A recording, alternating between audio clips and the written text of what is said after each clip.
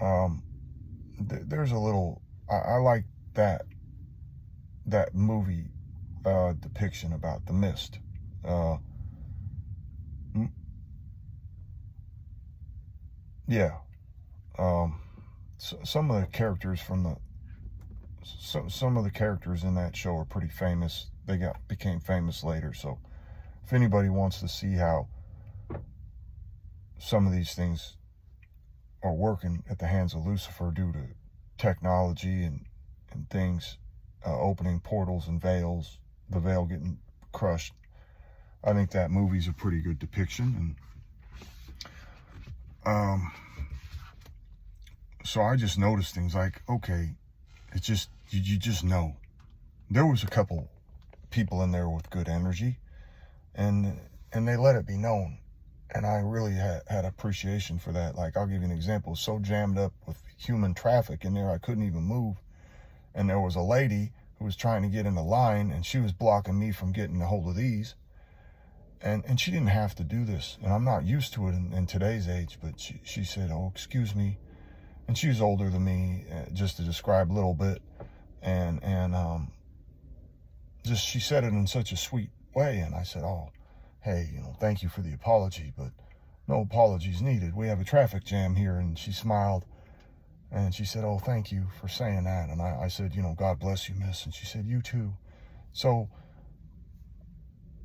I know that it's not everybody, and then there was this other dude in there. He didn't have no negative energy. But it's not like the people are conscious of it, none neither. It's on the lines of like they've been taken over. And I really believe, and I just believe it's the technology. Like the cameras are every time you're in public, it's like walking into a Vegas casino. You know how many cameras are in a casino? They got cameras everywhere. Cameras are all over people's cars. Cameras are on every doorway. Cameras are in drones above our heads. And I think that Satan has become omnipresent, and his army has become omnipresent. That was his, like how the cross attacked the demonic. Technology has been the anti to the cross. It's attacked the Lord's children, his sons and daughters, in a way we could never imagine or see coming or stop. And I just want to just say that. And I'm not, hey, my solution is prayer and understanding what's going on and knowing it's not just me and I'm falling by the wayside because I'm sick, and as they refer to it in the program, the sick and dying in the big book, Alcoholics Anonymous. I am the sick and dying. There's no doubt about that. I'm broken. There's no doubt about that. I can do, like I said the other night, I can do some push-ups. I can do some pull-ups. I can open a can of beans. I can say God bless you to a lady who just kindly said excuse me to me in a kind way. Yeah, I can make a video here. But when it comes to like really interacting with people on a level that's functional to build a business or a relationship with a woman, like the love of my life, I'll give you an example. I never told her this directly. Like, she gave me, after we separated, she wanted to see me again within a week. She wanted to see me again. She said, I want you to take me on a date. And I lied to her. I just said, I had a dream, which is true. I had a dream that me being anywhere near you is going to make you sick. And I did. I believe God told me that. I do, because it was her, and all I was doing was making her sick. So I lied to her and said, oh, I don't want to make you sick. But the truth was, I couldn't afford to take her on a date. And I didn't have a home. Because she even said when she's falling out of love with me, she said, you don't even have a home I can go to. These things matter when we fall out of love with people. Like, we lose our value, and then material things make up for some kind of comfort that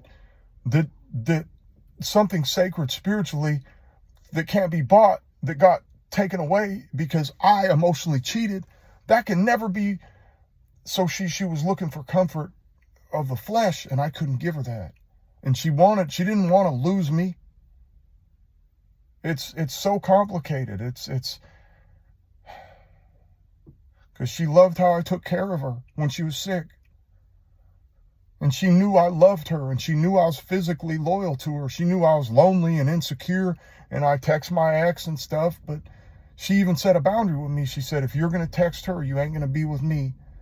And I even stopped texting her because I didn't want to lose her. And it's this is real stuff for people, you know, and it ain't about money. It's about honesty. And I wasn't honest if I said, hey, honey, I'm going to be straight up with you. Like you said, I don't have a place you can come to. I don't have the money to date you. I don't have the ability to fulfill the needs that you are asking me to fulfill. And you know what I have. I got a physical passion and a love for you that'll never die. But that's all I got. And you either want that and you bring me back over like we did on the first night on October 16th of 2022 when you found out that I knew your sister and you immediately asked me over to your home and I made love to you. You either bring me back for that or we don't have nothing and you go on and you get a better man.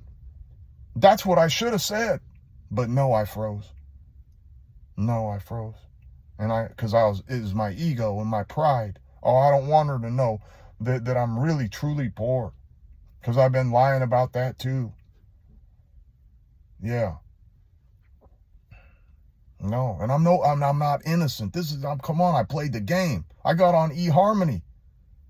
We met on eHarmony. Her sister was with a man I once referred to as a friend long before we met, and I never met her sister. I just knew her sister because all he would do is tell me that was the love of his life. When we'd be on hikes together, I know that, and then I'd see her in the distance, her sister, younger sister, periodically, and we never interacted. And then she reaches out to me 2 weeks before this dude assaults her sister. There's no coincidence there. She reaches out to me on eHarmony. I don't reach out to her. I join eHarmony and I don't pay because I'm broke. That's facts. I joined eHarmony the first week of October of 2022. And then I just join and make a profile, put my pictures out there and don't pay. And then I get a text and a message from her on eHarmony. And I'm like, something feels different about this. Like I got a bunch of messages, but something about this one. And I can't see her face because it's all blurry. So I paid to see. And it's her. And I knew who her sister was because her man, he was at that time, even though he was taken by evil, I still saw him as a brother. I knew I couldn't trust him, but I still saw him as a brother. But I knew he was taken. Not the way we met back in 2019, but he was taken. So I'm just saying, and then she invites me over as soon as she finds that out. And I choke her and pull her in and kiss her passionately and make love to her that very night. And I know everybody says, oh, no doing that on the first date. Well, this is different. That's all we had. All I could give her was my heart. I couldn't give her no money. But I wasn't honest. When there was times she needed things and she was hurt because things were going on, she didn't have the income she normally has because things were going on. And she'd ask me for this or that and I couldn't. She would blow up. Because I led her to believe I could.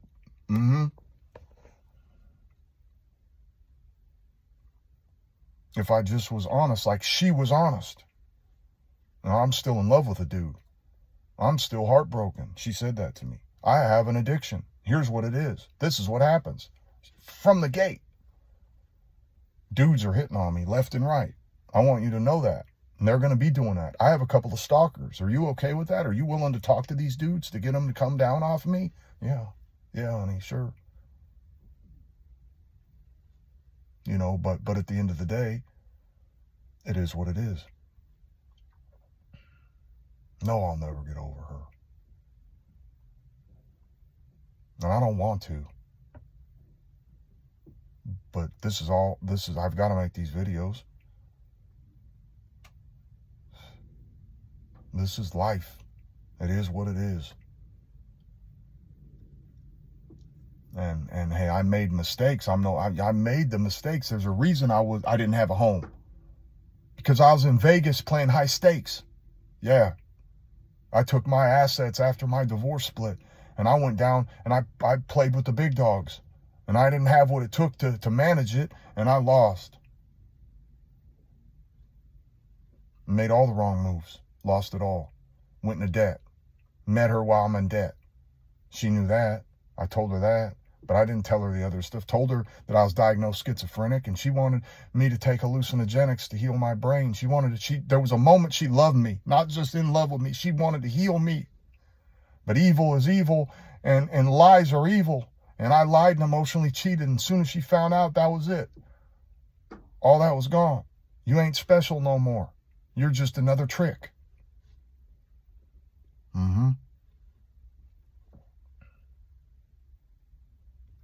My love to you all in Jesus' name. Like, comment, subscribe if you choose to. Appreciate you all. And I'm praying for everybody right now. If you have any prayer requests, leave them. I'm going to get on them. This is my only work that I can do for my Lord right now. Thank you all.